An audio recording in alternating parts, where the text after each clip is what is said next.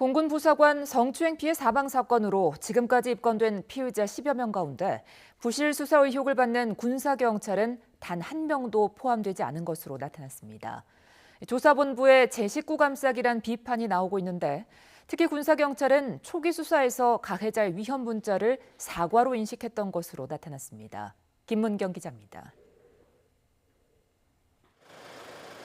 공군 부사관 성추행 피해 사망 사건으로 지금까지 입건된 피의자는 모두 13명.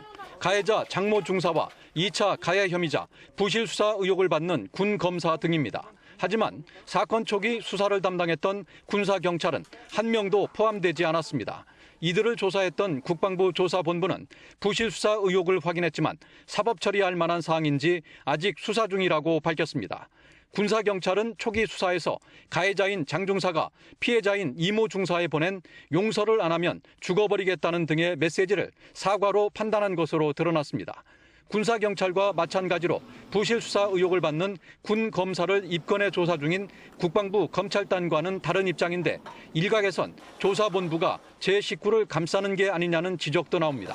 이런 가운데 군검찰수사심의위원회는 군사경찰단이 성추행 피해자 사망 사건을 보고하는 과정에서 이모 중사가 성추행 피해자였음을 빼고 보고한 부분에 대해 수사를 권고했습니다.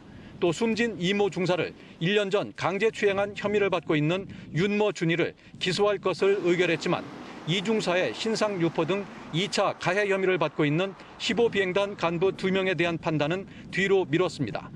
국방부는 국방부 검찰단에서 이번 심의 의견을 존중해 처분할 예정이라고 밝혔습니다.